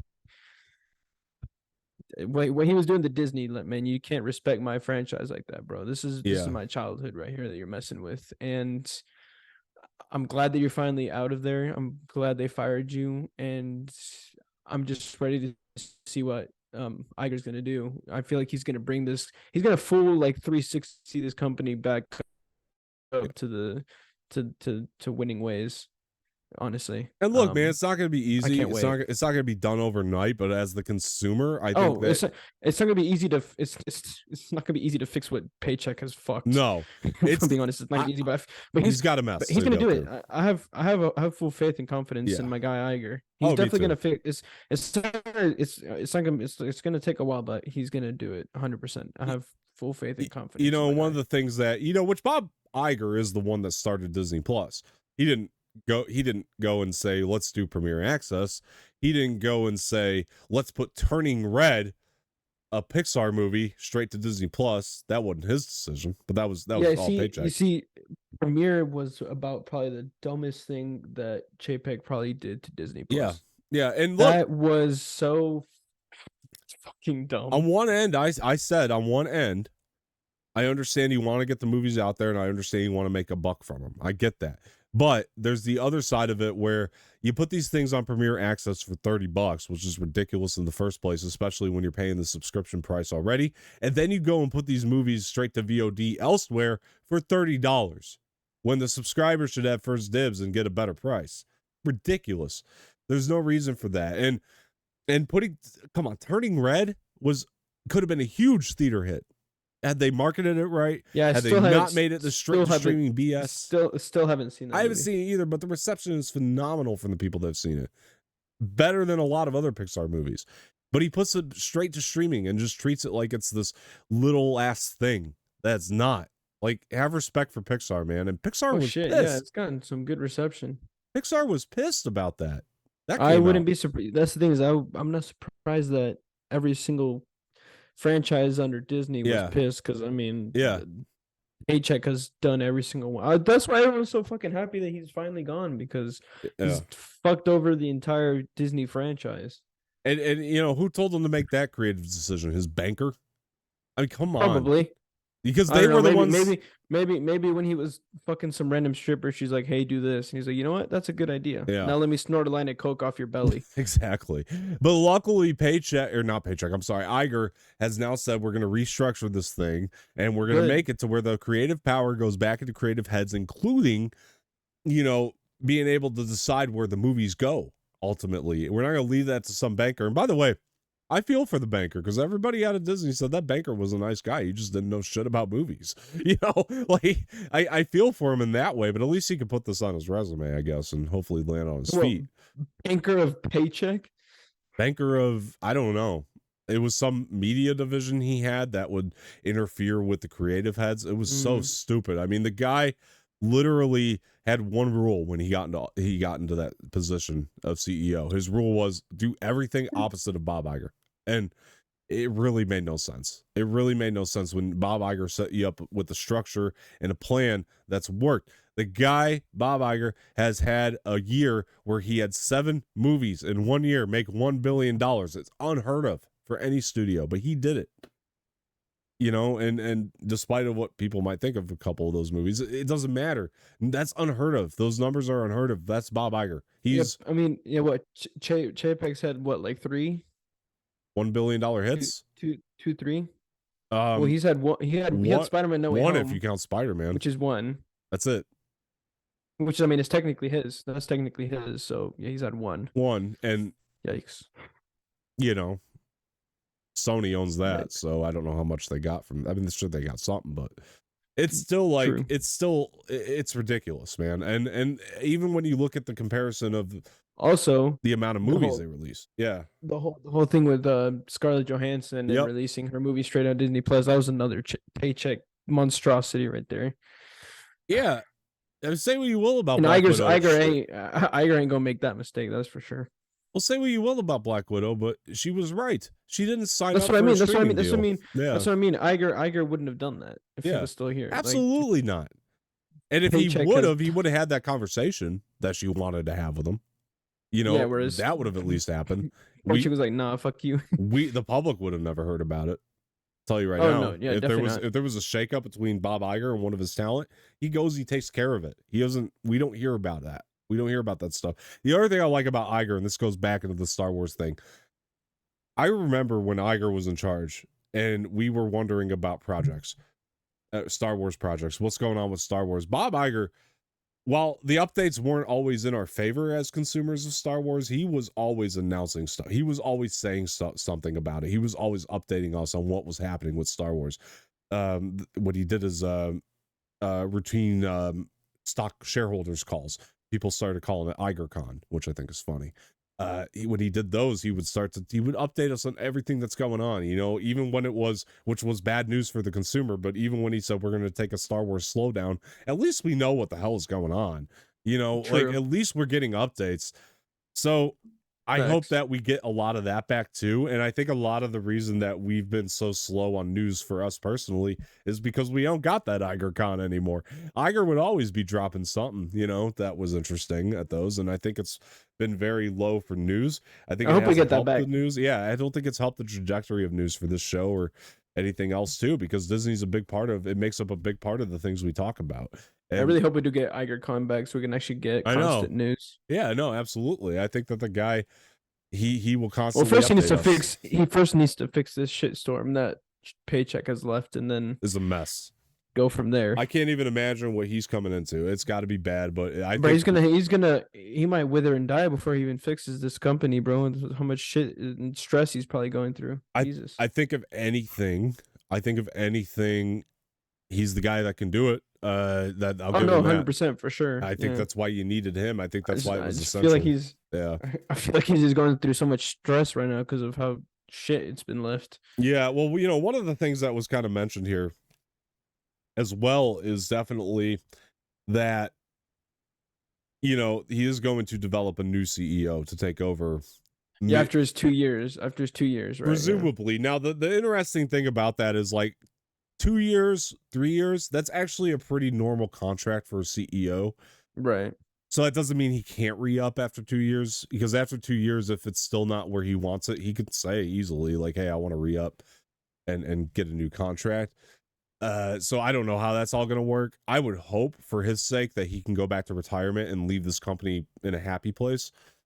After the 2 years? Yeah. I really do, because like this was unfair of him to I was gonna stress say, about. But I was gonna say this guy was he was literally living the George Lucas life of just not stressing, just enjoying he his was life. probably not sleeping though, because oh my god, I can imagine the stress he was being put under. I was gonna say, because this is like his baby right here. This is his. It's like when your baby gets kidnapped and you can't sleep and you're like stressing out like every day. That's probably what he was going through. That's probably why he honestly came back. 100%. He was so stressed and like concerned about the future of Disney that he's like, bro, I need to come and fix this piece of shit that's been left here. And dude, it shows, man. It shows how much he cares. How much he loves and cares and appreciates this franchise. Yeah. I mean, outside of Walt Disney himself, when I see the face of Bob Chapek, I do think Mr. Disney to myself when I see his face. Like, I genuinely. You mean Iger? Do. Iger. Holy my shit. God, just said Chapek. Oh my God. All right, Jose, have fun hosting. I'm going to go. I think I've had it. No. All right, guys, so I'm not the new host of I can't believe those words just came out of here. Bro, honestly wanted to throw up. I think I actually just did throw up a little bit in my mouth. When I see Bob Iger, I think Mr. Disney. I just think he represents the company so well. I think I just want to like squeeze some lemon juice in my eyes because of what you just said. You probably want to squeeze my balls just to pop them. I honestly just want to like stretch them out and just cut them with a knife. Yeah, exactly. Cut them off, bro. What the hell? Those words just came out. You just got to realize those words just came out of your mouth, dude. It's the conundrum of the Bobs. I can't help it. It's we'll just call them Iger and Paycheck. Iger and Paycheck. All right. Iger's awesome though, and you know honestly, I see Iger and I see the new like Walt Disney, like the Walt Disney 2.0. Yeah, me too. I do as well. And the other thing, one of the stories that always gives me chills is about when Spider-Man and or Disney and Sony were having that argument over Spider-Man, and it looked like that Disney wasn't going to be able to put Spider-Man in the MCU, and Tom Holland basically emailed them and told him that he was thankful for his time and that he's sad he won't be able to do it anymore. And then Bob Iger calls him and says, look, we're going to get this done for you. And he made it happen. The guy, he could do it. What I mean? He has his ways. He does, man. He has his ways. He does, dude. And that's just, it's fascinating when you start to really look into, how this guy views business a lot and start to realize like what really did make him the CEO. And a lot of it really just comes down to personality, talent relations. There's a lot of different elements I think that make up who he is and his ethic and why he runs business as well as he does. And I'm so excited, man. I have never been more excited about anything in a while. As a consumer, the future is looking bright. Now, developing a new CEO is not going to be easy because I thought he developed Paycheck. Like I was pretty sure he took Paycheck all around, held his hand, and said, "Okay, here's where the toilet is, and this is where we clock in and out, and this is I thought he did that with Paycheck already. I thought Iger did that, and Paycheck turned out to be shit. Iger leaves, and the second he leaves, Paycheck said, "Oh fuck that guy, I'm gonna do everything opposite of him," and it's just like right. So who do you develop? At this point, it's really going to be difficult because there's really not a lot of people that can take on the Iger mantle. I would suggest Kevin Feige, though, if he wants to do it. I think as what CEO to take over for Iger of what? Disney. Oh shit! That'd actually be really smart. Yeah, that's my suggestion. I'm not saying it's going to happen. I'm not even saying Kevin wants to do it, but if I had to think of anybody off the top of my head who could do it, I would say Kevin Feige. That would be my suggestion. I think he would do really well. Personally, I don't know. What do you think? You think Feige would be a good predecessor for Iger here after he leaves after 2 years or so? If he wants to do it, if he's down, I think he could be because he's honestly a natural. I just feel like he's just too attached to the MCU, being CEO of the MCU. I just feel like he's too attached to that to want to leave. Yeah. But if they don't find anyone else, I feel like he would most likely want to step up and do it because he doesn't want another paycheck incident. Yeah. So I feel like maybe, or either he steps up or he helps Iger find someone worthy enough to step up and become the new CEO of Disney. Yeah. Because I feel like I've said, I feel like Feige's too attached to the MCU to want to leave already. Yeah. Because there's still so much left in the MCU, that he's not gonna want to leave in 2 years. We'll see, man. MCU. He's got a couple more phases, and I already think he's going to step down after Secret Wars, regardless. From as in like the end at the end of Phase 5. Yeah, I think 6. Or 6. Yeah, I think he'll step down at the end of Phase 6, regardless. So we'll see how this all pans out. It was just a suggestion. The thing is, I mean, yeah, I guess Phase 6 does end in like 2 years because that's 2024. It's 2025, isn't it? Yeah, so that's like 3 years. Yeah, we'll see. 3, yeah. I think that they're kind of dealing with delays because of the Blade situation right now. Directors, but now, if he is stepping down after Phase 6, then most likely, yes, I do think he would step up and become CEO of Disney. I can definitely see him doing that. That's a job I feel like he'd be very fit to do because like Iger and Feige just have such a great relationship, and I feel like Feige takes a lot from Iger, and I feel like that's why he's been so successful with the MCU for so long, is because he takes from Iger's business mindset, and all that. Yeah. I mean, we got to remember, Kevin Feige's already kind of met himself with many promotions in the past at this point. And, exactly. Because even when, like, back when he was first kind of running the Marvel movie division, he kind of stepped up to be head of everything Marvel, And so, yeah, he's a guy who can step up, man, and take a challenge. But is he too attached to Marvel becomes the question, and to that I say maybe he is just too attached. But I already speculated he will step down after Secret Wars. I think do something else. So maybe that would be a perfect time. I do hope it's somebody like a Feige though, whoever it is. I hope regardless we get somebody like a Kevin Feige to come in and take it over. Because I think that he would do a really nice job. But we'll see, man. We'll see.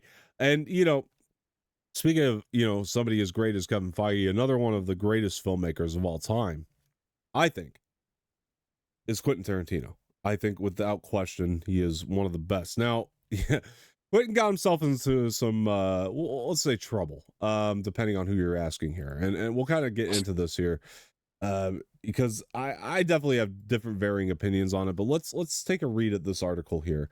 And the article reads, Why Quentin Tarantino's worst film, and they put that in quotes, worst film era comments are so offensive. This does come to us from NBC News. All right, so the current era of film is one of, quote, the worst in Hollywood history, legendary director Quentin Tarantino declared on a podcast last week. He doubled down Monday on yet another podcast, declaring that, quote, there are no more movie stars, unquote, because the, quote, marvelization of Hollywood, unquote. I'll get into that here in a little bit. Tarantino isn't the first big name in Hollywood amateur to dump on the current auteur. Wow, fuck that word up. What's wrong with you? I know. Maybe I need more coffee or sleep or something. I don't know. One of the two. You need energy drink. You need some Red Bull to give you some wings. Some cocaine. No. Tarantino isn't the first big name Hollywood auteur to dump on the current movie making status quo and its penchant for super spectacle. In 2019, Martin Scorsese said, another one of the greatest of all time, said that Marvel movies were, quote unquote, not cinema. I remember that. And worried cinema was being, quote unquote, invaded by them, which I find to be funny. Francis Ford Coppola added that Marvel films were, quote unquote, despicable. Well, we got some strong words there. Let's read into this just a little bit more here. As it happens, I'm not a Marvel fan. I'm not a fan of Marvel films either. Quote, Avengers Endgame, unquote, and Spider-Man, quote, on No Way Home, unquote, 2021 were marginally better than this year's blockbuster, Top Gun Maverick. But that's a very low bar. Well, that's an opinion.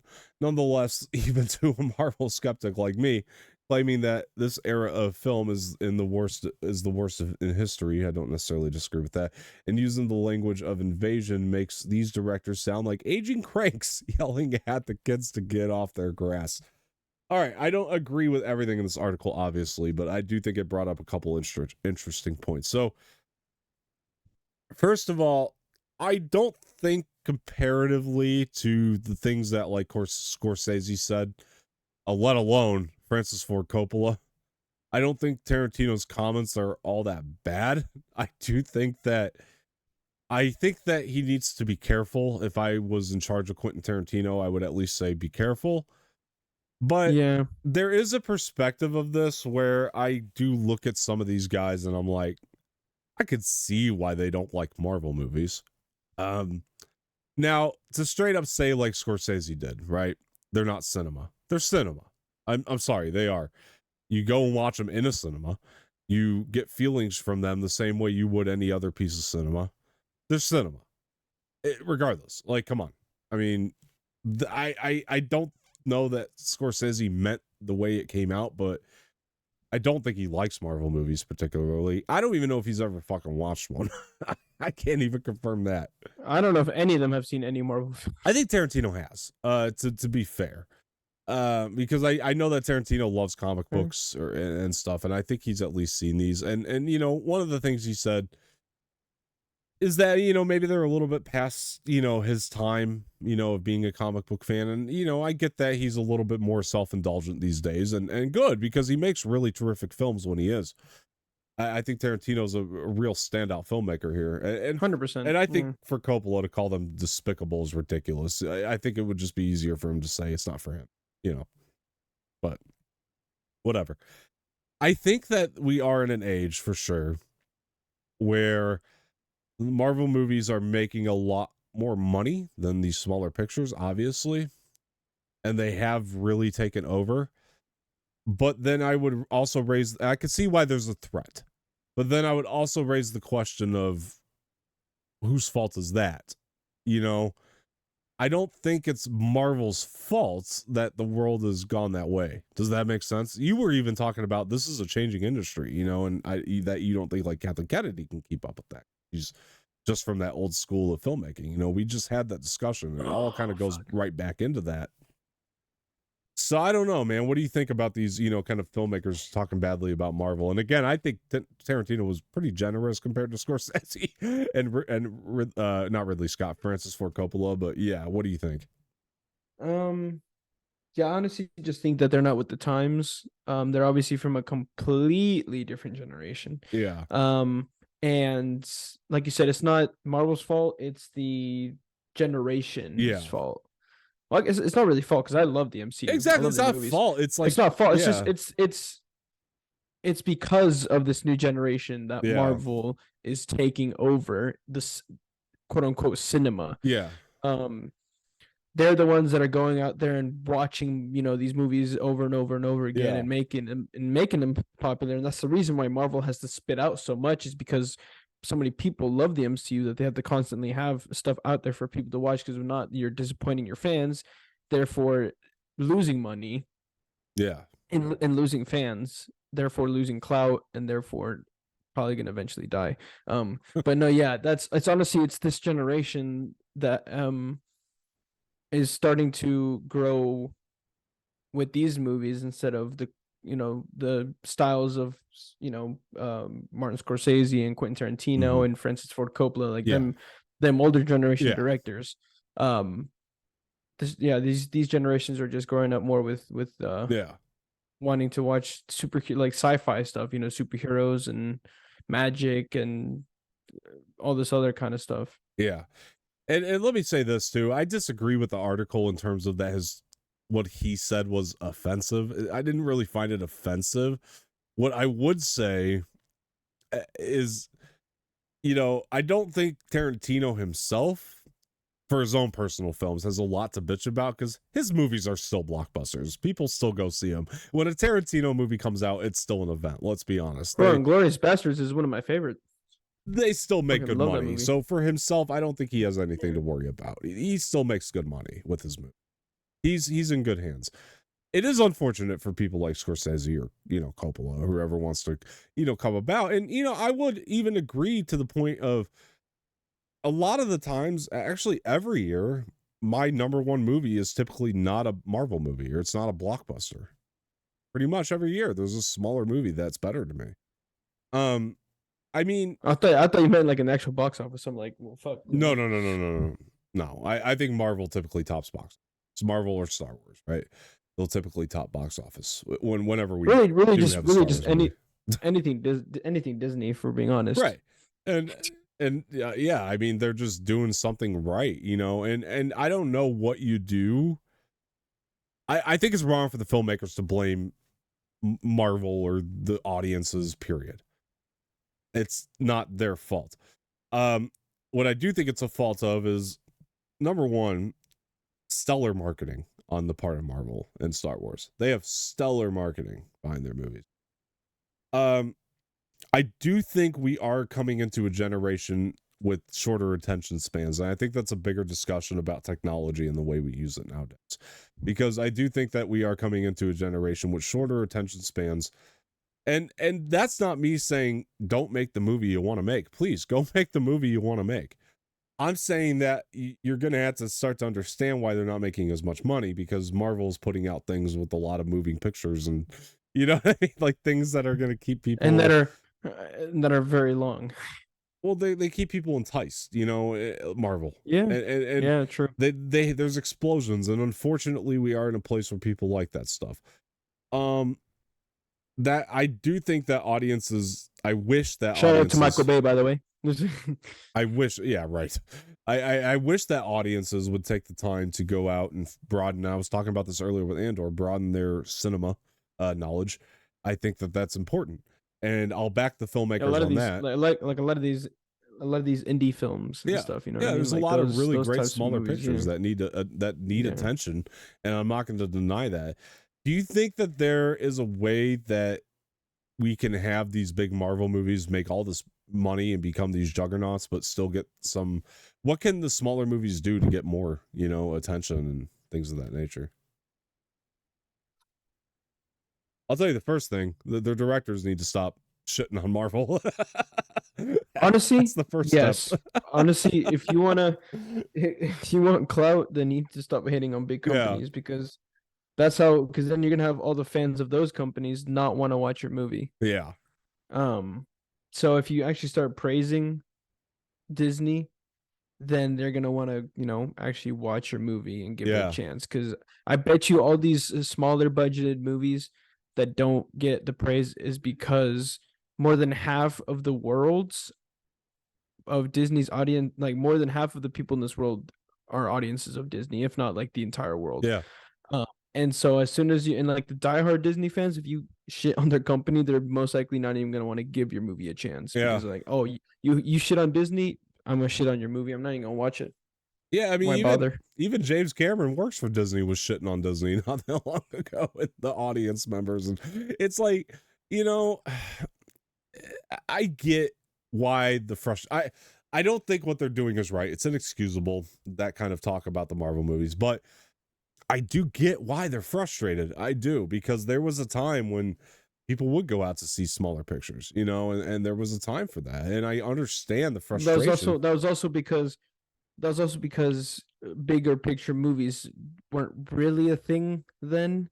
They were, as they are now, but it's not that they weren't. I guess I feel like back then people had a way shorter attention span than now. But I also feel like because movies were shorter, at least way back when. I also feel this way too, if I may, and I think that this is just something that these new filmmakers are going to have to adapt to. A lot of these smaller movies, let's take Glass Onion as an example, which again, if it had gotten a wider release, would have profited because people love it. So sometimes you can break through if you're a Rian Johnson or something, you know what I mean, or a Tarantino. You can break through and start making some dollars. So right. I do think that it's not that there's no audience for smaller movies. Again, it's just like for Glass Onion, this is an example. I'm going to personally have to wait for Netflix. If I want to see Glass Onion this week, I have to travel 2 hours because of the short release. That's unfortunate. That's another thing that, I That's think dumb. studios are If anything, that's exactly. And I think stupid. I think people need to start looking into that. And trust me, if it was in my local theater, I'd be going to see Glass Onion right now, because I'm so excited for that movie. I actually haven't even checked here in Atlanta where they're showing it. Yeah. If even in like really any of them. But there's also a point there's something to be said about that, is that I do think that the studios are definitely losing faith in some of these smaller projects because everybody wants to go to the franchise. And I think that that's unfortunate. I do understand the trepidation from the studios, but I also do think that studios do need to gamble on smaller projects too, every so often, and put them in the theater as well. Yeah. And market them the same way you would a Marvel movie or something, because I mean, obviously don't put, explosions in the trailer and then you go to the movie and there's no explosions in the movie. Don't do something like that. But what you should be doing is like giving it hype, like tell the audience exactly what it is, why they should be going to see it in the theater, and the audience that movie is for will navigate. Does that make sense? Like, I think that that's a step you need to take in marketing big time to try to get there. You know what I mean? But look, so we're at the hour and a half mark here. We are going to talk about the Guardians of the Galaxy holiday special in spoiler depth. So if you guys have not seen the holiday special for Guardians of the Galaxy, tune out now. There's not like a lot of heavy things, but there are some heavy things that do have massive implications on the MCU. Especially one thing in particular that happened. Like, oh my, when it was said, I was like, what the fuck? So if you don't want to know, tune out now. Then tune out. Yeah. If not, like we gave you a warning, just tune out. If you have seen it, then get ready, because this is honestly some interesting stuff. Yeah. That has been said. So I'm going to go into my overall thoughts here real quick, and then you can give yours, and then we'll, kind of talk about it a little bit more in depth. So look, I loved Werewolf by Night, so I was really hoping this would live up to that as a special that they were putting out, and by golly, did it. It was pretty fantastic. Also, you got James Gunn directing, and James Gunn, I trust, man. I mean, he has everything he's done. The guy's batting a thousand. He should get that tattooed. I know, right? And James Gunn, we trust. And James Gunn, we trust. Oh my God, oh, never mind. I'm not gonna say that. Political statement. Let's not get me in trouble here today, folks.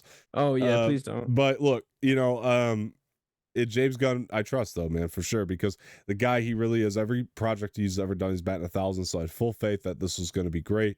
And man, I was right. Here he goes again, just putting out another one that just really got me. Now, look, I will say this: the first quarter of this thing, I was kind of like, oh no. I got to be honest, like the humor, the style of it wasn't hitting for me at first. But then you get further along, and then you start laughing, and you start laughing more, and you start laughing some more. And then when you get to like the final, I guess you can call it act of the thing, then it gets you in the feels, and you're like, God damn it, James Gunn. You did it again, man. The guy understands, how to make fun projects that can just appeal to anybody, to me. And this, he's proven that with everything he's done in Guardians. Yeah, but there are some major bombs kind of dropped in this for sure. Not as many as some other Marvel projects, but and I'll get into that now. Like Mantis being Quill's sister was major. Bro, that blew my absolute mind. Yeah, dude. Holy shit. And I loved, by the way, and Palm Clementif is really the star of this thing, in my opinion. As Mantis. She is. And that was cool to see. And she did a really fantastic job, dude. Like, I thought she was really good to carry the project, honestly. Like, I thought she did really well in that manner. For sure. Yeah. So, like, I mean, hats off to her for sure. I saw an interview with her. She just seems so excited to, have done this and to have carried one almost for sure on her own. And I'm proud of her for it, for sure, dude. Because I think she did a really remarkable job, man. I really do. And I loved her chemistry with Drax. I thought that kind of continued on to be pretty good. And I've had my critique of Drax. I do think that they've used Drax in a very buffoonery type of way too much sometimes. In this holiday special in particular, I was able to give it a pass given the nature of the plot. I was able to be like, all right, this is the plot. We're going to go steal Kevin Bacon, who, by the way, was also just awesome in this. Yeah. Kevin Bacon, like, just came to play, dude. For he was awesome. I mean, what'd you think of this thing, man? No, bro, look, honestly, got me from beginning to end. The beginning I loved so much. The music, the song was absolutely fucking hilarious. I loved it so much. I want to save that. I hope it's on Spotify because I want to save it and just listen to it. Old 97s did a killer job with the soundtrack, by the way. Like they did a great job, yeah. And yeah, honestly, Mantis, she stole the show. She was absolutely amazing. Mm-hmm. Her and Drax, their chemistry was amazing. Had me laughing the whole time. Yeah. Especially the scene with the you did remember to put the invisibility cloak thing on. That was great. That was great. And he just goes and like flicks it. That was that's what their chemistry throughout this entire movie was just hilarious. Had me laughing the whole time. And then at the end when she tells him that she's I know her brother, her sister, or his sister. I was it crept up on you too, bro. It made it. I started crying. I know because like, goddamn, was it? Because he was like, bro, this is. He literally said, "Mantis, this is the best Christmas present ever." I started crying. I was like, that crept up on me. Oh my, James Gunn, you son of a bitch. Yeah, and even just the way that they utilize Yondu in this, and just kind of furthered that plot of him being. You know what? I honestly, I'm not gonna lie. I didn't really like the animation that much. Really? I thought it was interesting. Yeah. I mean, yeah, it was an interesting take. I don't know, it didn't do it for me. Maybe I would have rather had seen him do it in live action. That's what I mean. Cool. I think I would have rather seen those scenes in live action. I could agree with that. I would have rather seen it in live action, but I guess it is a special, so doing an animation. Yeah. I mean, but I still would have much rather seen it in live action, just because I don't know. That kind of animation style also just doesn't really do it for me. It did feel like James Gunn trying to flex a little bit, maybe not flex, but trying to expand his filmmaking technique a little bit and trying something in animation. Also, speaking of James Gunn, I have a friend in one of my classes who absolutely hates his guts and is not honestly confident at all in James Gunn being CEO. You go to school with Nazis? I don't get this like constant hatred that comes from your friends in classes. Yeah, he has like no faith at all in Gunn at DC. Okay, like at all. He didn't like the Suicide Squad, I'm assuming, or Peacemaker. He was okay with Peacemaker, did not like the Suicide Squad from James Gunn. Okay, well, look, teach their own. He's like he thinks that James Gunn is gonna turn the DC into some like clown fest. Well, I doubt that. I doubt that highly. I doubt it too. Yeah. I mean, look at Guardians of the Galaxy. Like he could do something like that with DC. 100%, dude. I mean, I have full faith in him. I have full faith in him to do any style of DC movie. I think when your friend's got to remember too, he's not directing everything. He's just he's head of creative. He's going to pick the right people to put in the right places. And the other thing I would say too about James Gunn, and this kind of goes back into that holiday special, is James Gunn, you know me, man, I don't love when these things are overly humorous, but James Gunn has a way of adding a lot of comedy, but he finds the balance for me. Like he does it right, every single time, I think. And he hasn't failed me on that. He knows comedy well. And he definitely picks the style of humor that caters to me more personally as a fan. And so I could be a little bit more biased on that. But like, honestly, I love his style of humor. When he goes for the joke, it doesn't bother me when he does it in his movies, because he definitely, to me, gets it. He gets that, this still needs to have the heart and it still needs to have the seriousness at times. And also Groot in this movie was pretty cool. Swole Groot. Swole Groot, a lot more buff for sure, which I didn't mind. By the way, I thought, it was a choice that would have bothered me more to change his look, but I liked it a lot. Big up Vin Diesel, by the way. Yeah, I mean, he does as well with Groot as he always does. I mean, but I did love big up Groot. The post-credit, the Christmas tree bit was funny. Oh yeah, we're gonna have to do another special. That was a good bit. Yeah, honestly, the other part that got me too was whenever they were passing out presents to each other. Yeah, that part got me too. Yeah. I almost cried at that part too. There was good stuff. Well, what about Bucky's arm? I mean, is there a story I was about to say, especially when Nebula gave Rocket Raccoon Bucky's arm. That because she's one of those like dark, no touchy feely type person. And she gives Rocket Raccoon that as a present. And you almost see her like tearing up and stuff. It's like you already know like. everyone's in their fields and like they're all like one big happy family. But yeah, I'm wondering if there's like a story there. There's like a story there, like Nebula like went and like either killed Bucky or like stole his something happened. There's arm from him somehow. I reckon we'll find out in Thunderbolts. That's gonna be my guess. That there's gonna be a little nod to it in there. Maybe. Yeah, for sure. Yeah. I do think. I thought Nebula had some fantastic moments in this too. By the way, it's just her. Her.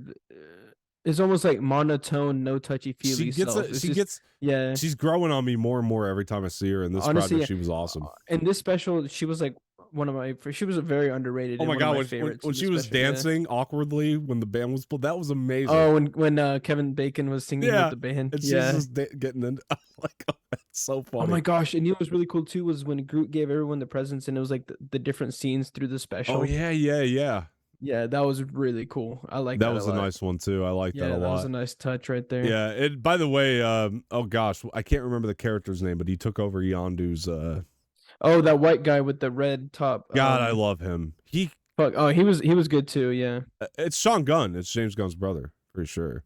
Oh, it's James Gunn's brother? Yeah, I'm pretty sure, but I can't think of the character. Anyway, every time he's awesome, and he's another one of those characters that just got better and better and better. Kraglin, that's his name. Kraglin gets better and better and better every time, dude. Like just like Nebula, every time. The way that they've built him out just really works. And Nebula, I think, actually had the best line of the whole special to me when she said, "You can't outrun me, Bacon." I thought that was the best line in the whole thing. And then Star-Lord's like, "Don't kill him, please." Yeah, yeah, and yeah. By the way, I mean, you could tell they didn't have as much Chris Pratt money to throw around this time around in this special, but they used him pretty well. Like he was still really utilized as well, pretty well. But obviously, they didn't throw around as much Chris Pratt money. Well, they didn't have. I feel like they didn't have the amount. They didn't have the Chris Pratt type of money that they usually do have. Yeah, but I feel like also they spent most of it on Guardians 3. Yeah, they couldn't really put it into the special. And that set, bro, for nowhere, like when the Christmas lights came. Oh my god, that was an awesome set, dude. Dude, that part almost got me crying too, because like seeing Star-Lord's reaction was like, dude, it was awesome. It was like, damn, that was a beautiful set. And then of course when Mantis was pointing to Nebula, she was like, "Oh, fine," basically with her face, and then she was funny. Yeah, that stuff really played. Yeah, that set didn't look like a volume stage to me. If it was, that's impressive. But I'm pretty sure they used an actual set to build. And so, yeah, no, dude. Bro, if that was volume stage, that's impressive as fuck. They really are, bro. I love them so much. And yeah, dude, it's Marvel, man. It's Marvel for you. And like you said, they used Pratt really well for where they wanted to, because like when the line came and he delivered it, it was so good, dude. Like Pratt's really good as Star-Lord, man. Like he's really good as Star-Lord. Also when Kraglin was explaining to Kevin Bacon about, well, I guess the story of how Yondu ruined Christmas, and Bacon like told his wife, "Hey, I might stay here with the dude." That part, honestly, like the last act just really got me emotional. It was like good. the first and second act was like all funny, and then like the last act was just all emotions. Yeah, dude. I think that was the goal for it, to kind of hit you out of nowhere. And James Gunn, you son of a gun. Yeah, I know. That's why I said, I was like, God damn it, James. Like, really? But yeah, I loved it, dude. I think the guy, James Gunn is so impressive, dude. I'm gonna be visiting this one over and over again for sure. Me too. You know what? Every Christmas, boom, holiday special. This and Hawkeye for me. I'm gonna be visiting. You know what? We should make it a thing every Christmas. To watch it. Guardians of the Galaxy holiday special. We get real drunk and watch it. Yeah, bro, dude. Yeah, man. I'm so down for that. I love this thing so much, dude. It was so good. It was so fun, dude. And it is really one of those things too where you can drink to it. Yeah. And it was also one of those two that didn't feel like it was 45 minutes long. It didn't. It felt like it went by very fast. It flew. Because you were so into it that it flew very fast. You're right. The pacing was on point for it, because it did fly so fucking quickly, and just maybe even a little too quick, but like not to dog it. I mean, it was the perfect pace. Like it went the really was. Yeah.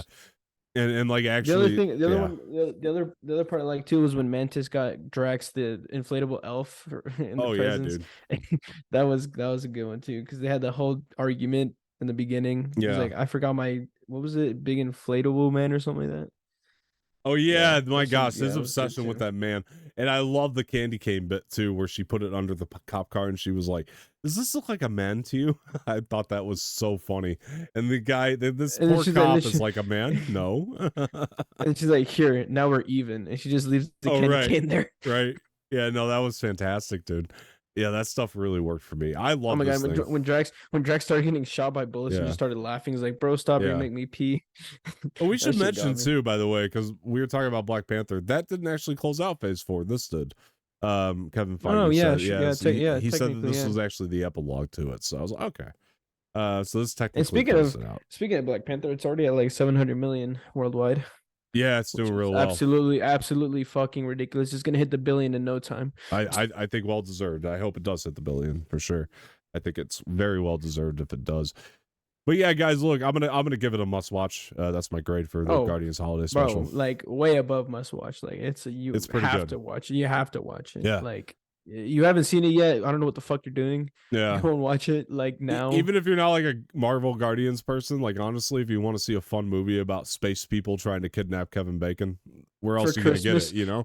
So I mean, yeah, Yeah. dude. And Kevin Bacon was killer in this. I thought he was so funny, and he really did a great job. I love when he was in the trance and just he did Oh a my great job, god. dude. He was awesome. Loved it for sure, dude. His performance was really good too, by the way. That's what I mean. Yeah. Loved it. Yeah. Like his musical performance was really good. Oh yeah, With the yeah, band. for Yeah, sure. yeah, He it was did a good. great Yeah. job, man. He Mhm. committed, dude. He committed. He did. They spent more Kevin Bacon money than they did Chris Money Pratt than money in this. Chris Pratt Yeah. for sure. Yeah. So I'm telling you, but they spent all the Chris Pratt money on Guardians 3, which I honestly can't wait for. I know, me either, dude. I think it's gonna be. I mean, shit, it killer. made James Gunn cry, so I feel like it's gonna make me cry, bro. Fuck. I know, dude. I know, man. Jeez. All right, guys. Look, that's our review of the Guardians special, and actually, this is gonna close out the show. So I want to thank everybody for joining here today. Jose, before we go, where can people find you? At these handles right here, extra. Wait, those aren't mine. These at the bottom. Yeah, yours are at the bottom right. Right here, Extract Gaming _ on all socials, including Twitch as well. I'll be streaming very soon now that I've got my uber fast Wi-Fi and this new webcam in my stream deck. I'll be streaming very soon, so go check me out over there. Yeah. All right. And you guys can find me at the bottom right as well on Twitter at Dom_Martino_, on Instagram, Dom_Martino_ official. At the top, like Jose was alluding to earlier, you can find the Extract Media pages at Extract Media Blog on Twitter and Extract Media Blog on Instagram. So make sure you follow those as well. Like I said, guys, we haven't had a lot of time to get a bunch of content updated and put out, but I am going to be hitting it this week to try to make sure we are all up to date on everything. I want to thank everybody for joining here again. And I've been Dom Martino. That's been Jose Espinel, and we will talk to you guys later. He didn't think I was going to do that, but all right, we're out.